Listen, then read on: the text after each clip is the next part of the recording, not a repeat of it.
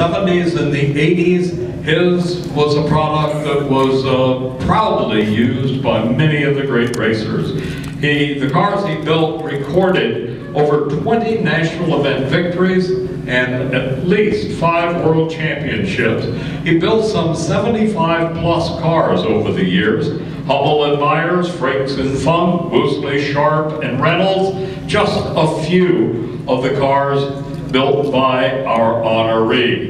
Jim Booker and his big block Chevy Top Fuel Dragster, that was the last non-Hemi car to win a national Top Fuel race. Jim and Allison Lee used his cars. Later on, he raced midgets and sponsored many stock car racers competing throughout the Louisville area.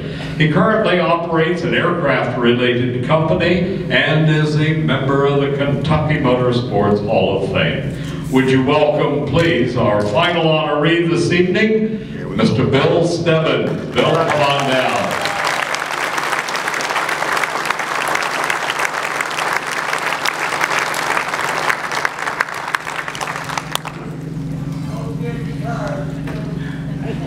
They're shouting at you, Bill.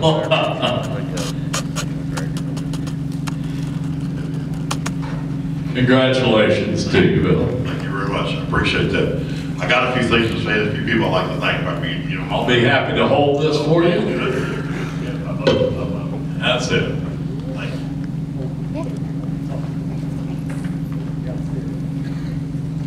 First off, let me thank everybody for coming. This is a wonderful venue. We love Bowling Green. We love racing here back in the day. We love coming back here. I thank NHRA for this honor. I'm very, very humbled by it.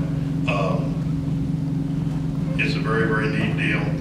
I want to thank Mac. I never met him before.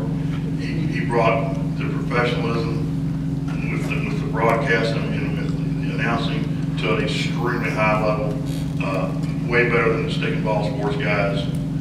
A gentleman I never got the opportunity to meet, who was such a visionary. He had a lot of semi-talented people like myself jobs.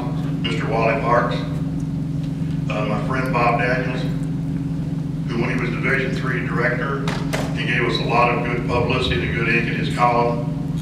He gave me a lot of good advice over the years, but for a lot of you guys out here and gals, I know Bob could be rather sharp at times, and I'm sure we all got a few scars from that.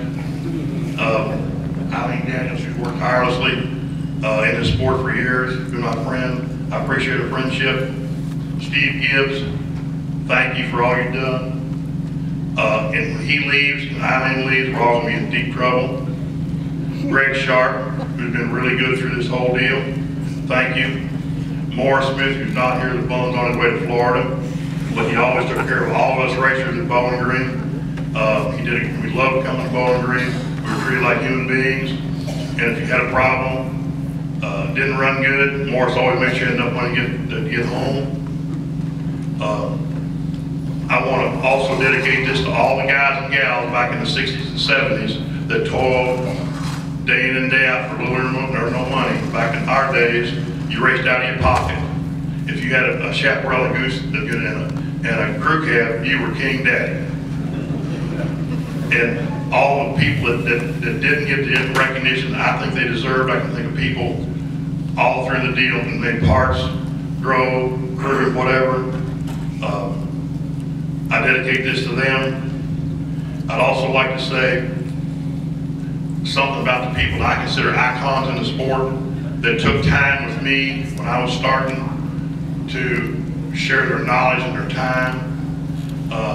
Tom Hanna, Don Long, Chase Knight at Korean Camps. Most everybody knows Chase.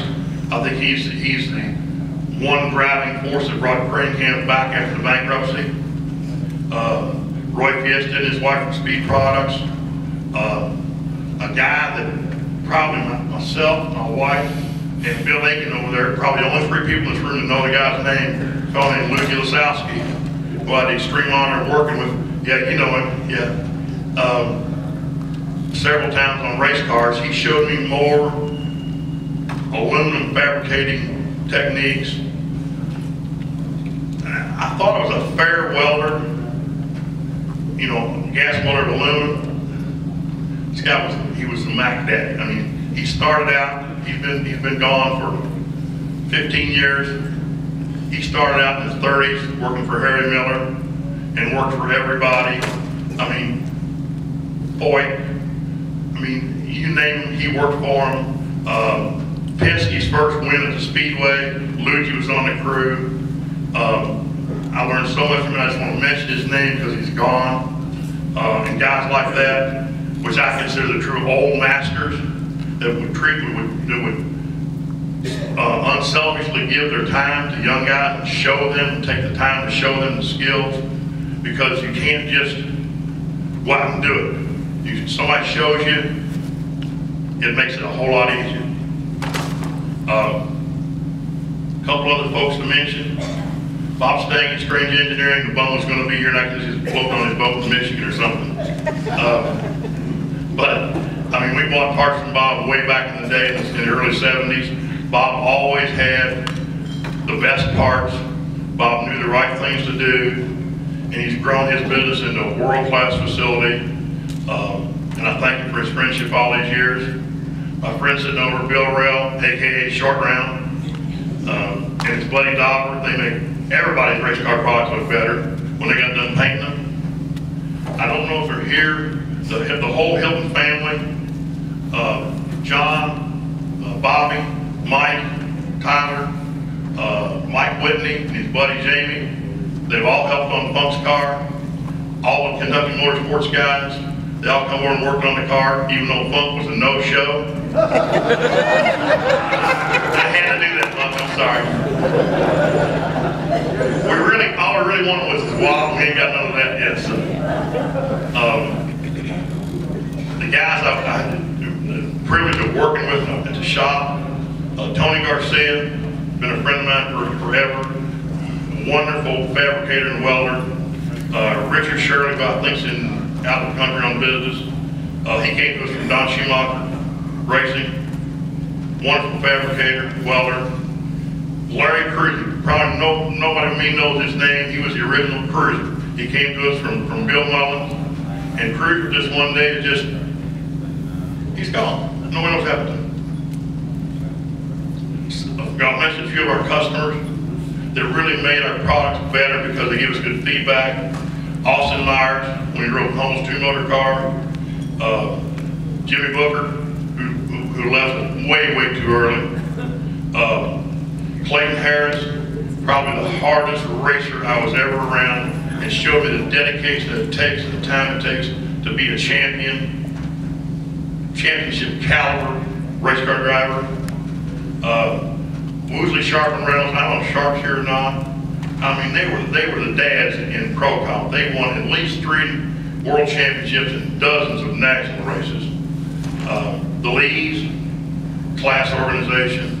They were the first Army sponsorship, brought a lot of class to the sport. And I'd be remiss if I didn't mention my buddy Dale Funk, who we've been friends and enemies for 100 years. And him and Robert, and the Funk stories I can tell you guys. You know, some you can tell here, some you can tell in a single company, some you can't tell anybody.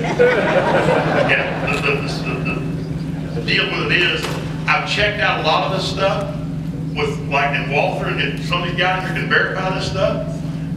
The darn stuff's true. I mean, from the one little snippet, they had no place to go. They were staying at Patty Dickens. It was in January, it was 6 degrees. They're in a bar, and Patty's girlfriend showed up, and Patty took off. They had no place to go. 1971. No cell phones, no nothing. What are they going to do? Walter goes, I'm drunk. I don't know what the hell to do. He says, the waitress comes in and says, my car's warmed outside. Funk goes, come on, we got to ride. They take the lady's car and go to Patty's. Patty comes in 4 o'clock in the morning. How'd you get here? We stole the lady's car. You did not. So he said, well, at least take it to the edge of town and dump it so I can charge this deal. So the Sunday morning, he and Walter get up. They come to Louisville. The lady, she has no idea. She has no idea. And Funk goes, what could I do? I had to get home with 6 degrees. And the end of it is, that's the only story I'm going to tell about him. I mean, he could have won that deal. at the Competition Plus with the storytelling, when he did the one about the Mooney, I heard the whole story. That was on the clean part of the story. But he had the guy beat hands down. And he wouldn't, he said, I was in Florida, I don't do that stuff. I don't pay any money or not, but you can just kill those guys. Because they were making up some of their stuff, and I know your stuff was not embellished. And let me close this deal real quick. I want to thank my long-suffering wife, Mary Jo, of 40+ years. My kids, Bill Jr., Missy, Bill Jr., Christopher, my daughter-in-law Samantha and Tressa, and for your grandparents in here, you feel the same way. Hands down, I got the smartest, the best-looking grandkids in the world. It'll embarrass her. Haven, oh, she's already had her face. Haven Nicole, Brianna Claire, Miranda Page, she's hiding for the table too, I think. Abigail Grace, and Benjamin Michael. And you know, it's about family when it comes down to it. And drag racing is a family. I've made probably 5 enemies in drag racing, probably 5,000 friends. And that's what it's about, and that's why it'll keep on going and going and going, because of the friendship factor and the family factor. Thank you all very much.